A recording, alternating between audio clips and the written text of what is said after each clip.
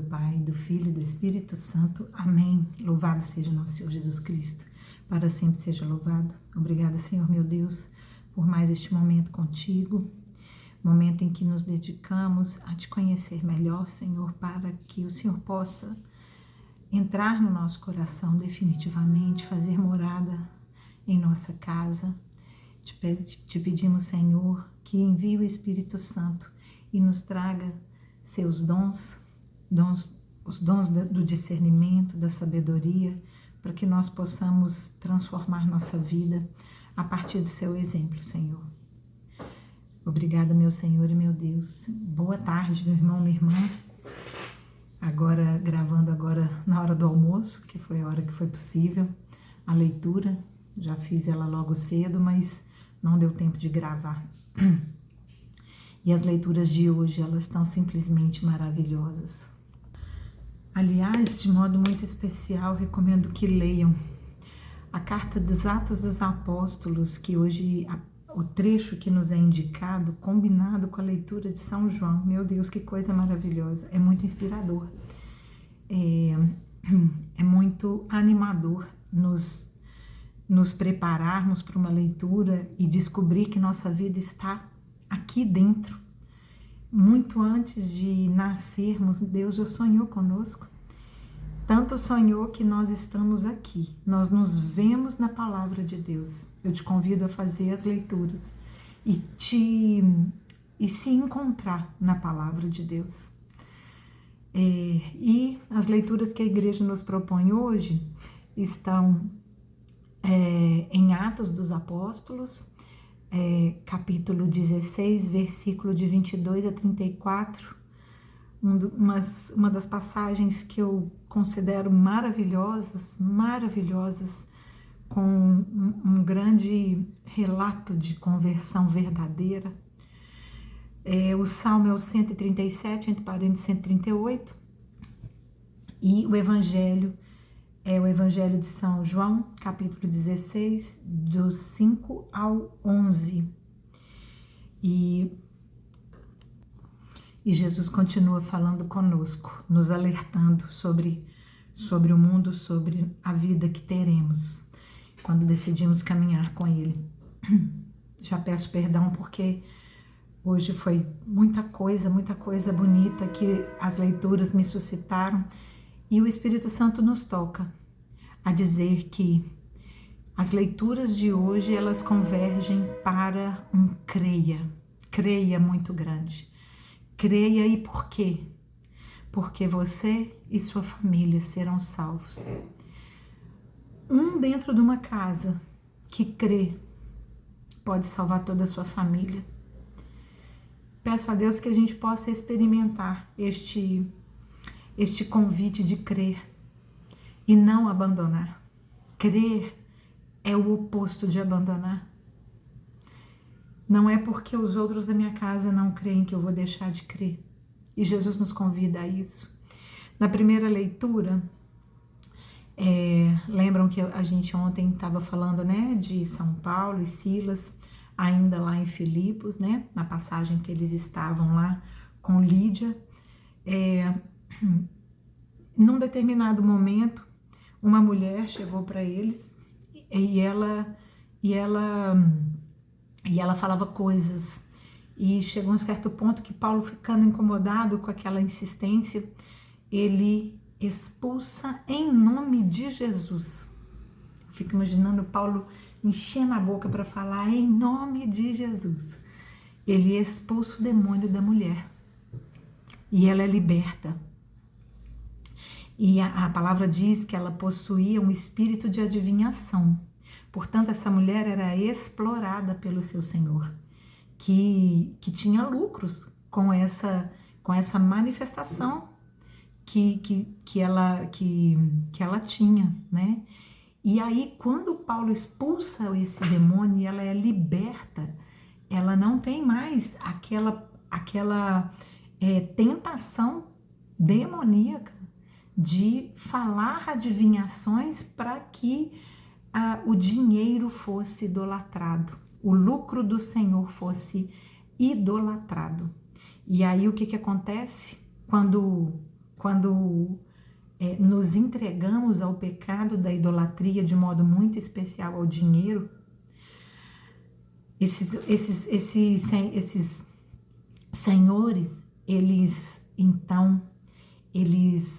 não gostam do que acontece e eles então mandam açoitar Paulo e prender Paulo e Silas, com um detalhe, né?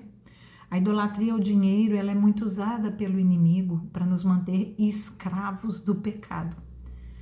Porque colocar algo no lugar de Deus, como algo que me tira de tudo que é de Deus, isso é idolatria. E aqui nessa passagem está nos falando de um alerta para que tomemos cuidado quando o dinheiro é senhor da nossa vida. E aí, olha só, né? Essa passagem, ela vai nos dizer de um modelo de uma mulher com vícios e com brechas para a ação do inimigo. Mas antes, a passagem anterior, São Paulo, ele se depara com Lídia, uma mulher virtuosa. E eu achei significativo isso, sabe? Acho que é muito interessante a gente pensar naquilo que nos traz a virtude e aquilo que nos traz o vício.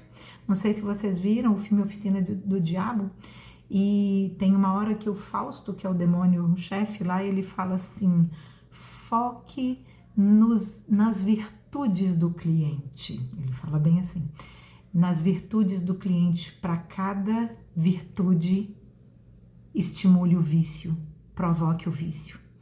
Como nossas virtudes são atacadas pelos vícios que o mundo nos oferece como armas mais fáceis de lidar com a vida, né? Então eu achei esse alerta da mulher virtuosa como um chamado de Deus para nós. E aí então, voltando à história, Paulo e Silas foram açoitados e presos. O soldado que os açoitou, que os prendeu, e a ordem era que fosse preso com muita segurança, lá embaixo, no último andar, com grilhões, né, nos pés. E assim eles foram presos, debaixo de muita segurança. Mas meia-noite, olha outro convite que Jesus nos faz: orar quando a maioria descansa e o inimigo aproveita. É furtivo, ele é enganador, ele aproveita um momento de fraqueza. Mas era meia-noite, Paulo e Silas rezavam e cantavam a Deus. Olha que lindo! E com essa oração e esse louvor, quando fala que as portas do inferno não prevalecerá, a palavra nos diz, houve um tremendo terremoto e as portas da prisão caíram e as algemas de todos, veja, a algema de todos, caíram dos pés. Todos estavam libertos, mas o poder e a presença de Deus era tão grande que eles ficaram dentro da prisão, mesmo sem portas para prendê-los, porque ali eles estavam escolhendo estar ali. E tinha um motivo. Quando o carcereiro viu que a porta estava aberta, ele achou que todos tinham fugido e já ia tirar a própria vida, porque ele falhou como um soldado que recebeu uma missão. E aí Paulo gritou: nós estamos aqui, não faça nada contra a sua vida. Olha como que Deus nos dá a liberdade. A porta estava aberta e eles escolheram ficar, porque tinha vida para ser salva ali, e não só uma, porque todos os presos ali, eles experimentaram a presença de Deus, mas de modo muito especial, o carcereiro. Eu acho essa conversão muito linda, porque olha o que vai acontecer. Nós estamos aqui, nenhum de nós fugimos, né? E aí o carcereiro colocou luz naquela escuridão. Era meia-noite, gente. Não tem um plug de acender a luz, né?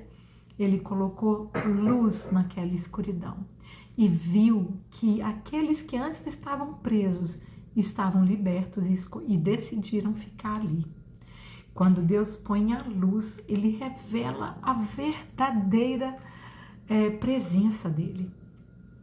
É bonito, cada palavra, ela é tão bem colocada que nós não podemos ler de modo tocado, temos que ler com detalhes. O carcereiro lançou luz sobre aquela escuridão e viu que todos estavam ali.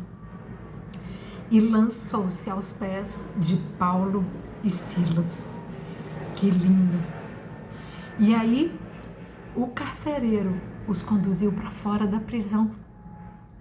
Porque, na verdade, Paulo já era liberto. Já era liberto em Cristo. Mas o carcereiro precisava ser liberto. Então, ele precisou conduzir a liberdade para entender que ele já estava liberto. Uau! Aí ele vai e pergunta: o que devo fazer para me salvar? Ele já tinha experimentado o amor de Jesus ali. E ele ficou com a pergunta: o que eu preciso fazer para me salvar? Vamos perguntar todos os dias para nós: Espírito Santo, o que eu preciso fazer para me salvar? Por mais um dia, por mais um dia. Porque escolher a salvação é todos os dias.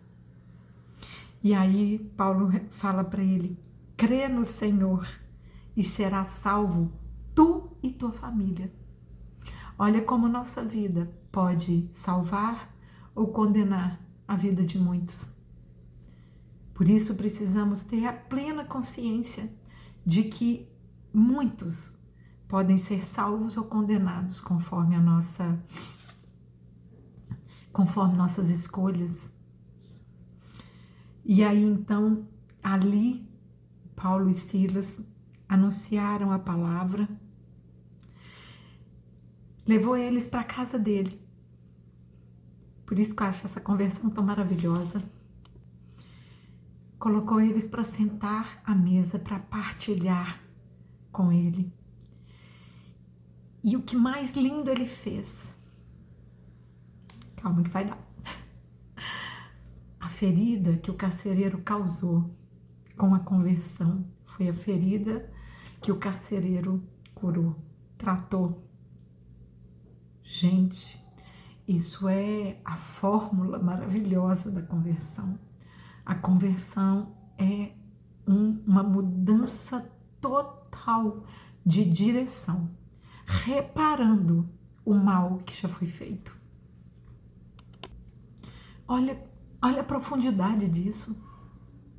É muito profundo, é muito forte, porque um exemplo nos nossos dias de hoje, algo que eu vejo que não está certo e que muitas vezes eu contribuo para que continue errado. Uma conversão é quando eu não só paro de errar, mas eu busco reparar todo o mal que eu causei com meu erro. Meu Deus!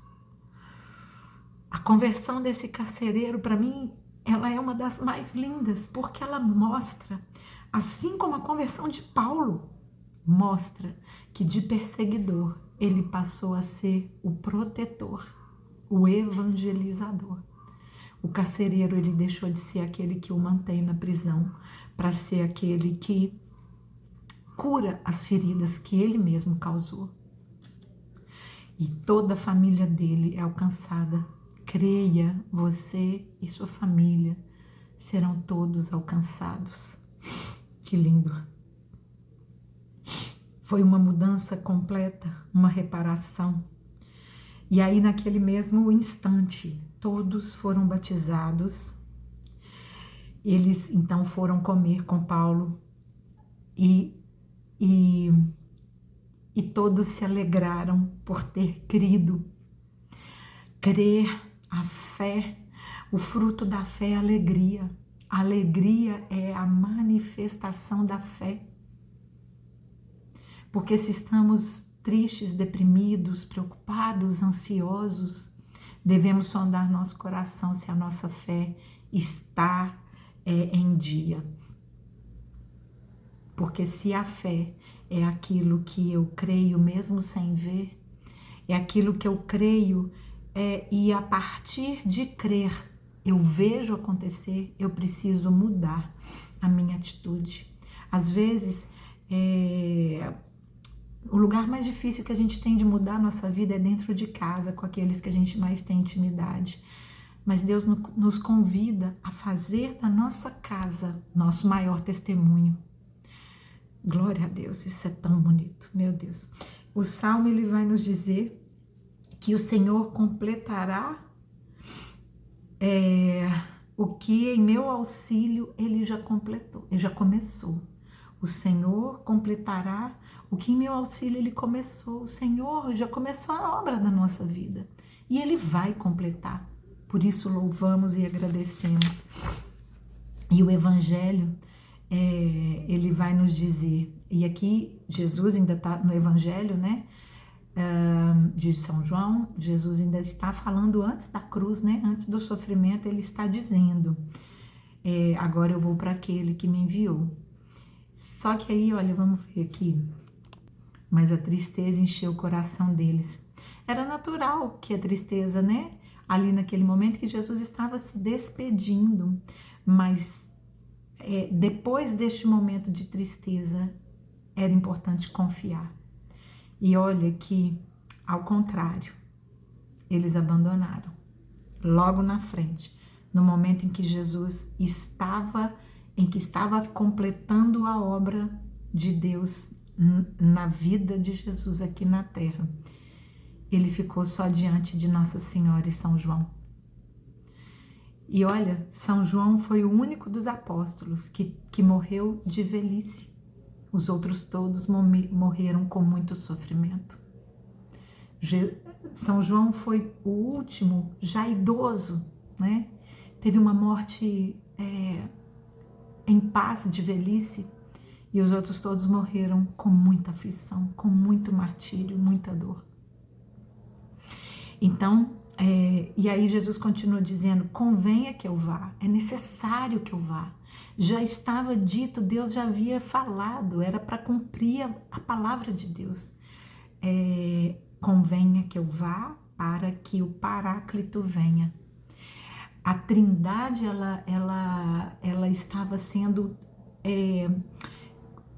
vamos dizer, confirmada ali naquele momento, dizendo: olha, é necessário que o Espírito Santo venha para ficar com vocês. E o Espírito Santo que é enviado pelo próprio Deus também. E quando ele vier, convencerá o mundo de 3 coisas. Firma aí. Pecado. O Espírito Santo vai convencer o mundo do pecado, da justiça e do juízo. Olha só o que Jesus está dizendo. Que é o Espírito Santo, não sou eu com minhas palavras. Não é Paulo com as palavras dele. Lá na primeira leitura, é o Espírito Santo que age naquele que ousa anunciar. Porque é uma ousadia. Eu garanto que é. Ele vai dizer porque é ele quem vai convencer. É ele quem vai convencer do pecado. O pecado que é não crer em Jesus. Ele fala que é não crer em mim. Da justiça, que Jesus Cristo voltará para o Pai. E do juízo. Isso muito diretamente está ligado à nossa vida. Que é o príncipe deste mundo já está julgado e condenado. É Jesus que está falando. O príncipe desse mundo é Satanás. E ele já está condenado. O juízo é este. Ele já está condenado. E muitas vezes nós estamos escolhendo andar com o príncipe errado. Andar com o príncipe errado vai estender até nós um julgamento muito grave. Meu irmão, minha irmã, desculpa o vídeo enorme, mas creia, você e sua família serão salvos. Glória a Deus por essa palavra de hoje. Essa linda conversão seja parte da nossa vida. Em nome do Pai, do Filho e do Espírito Santo. Amém. Nossa Senhora de Lourdes, rogai por nós.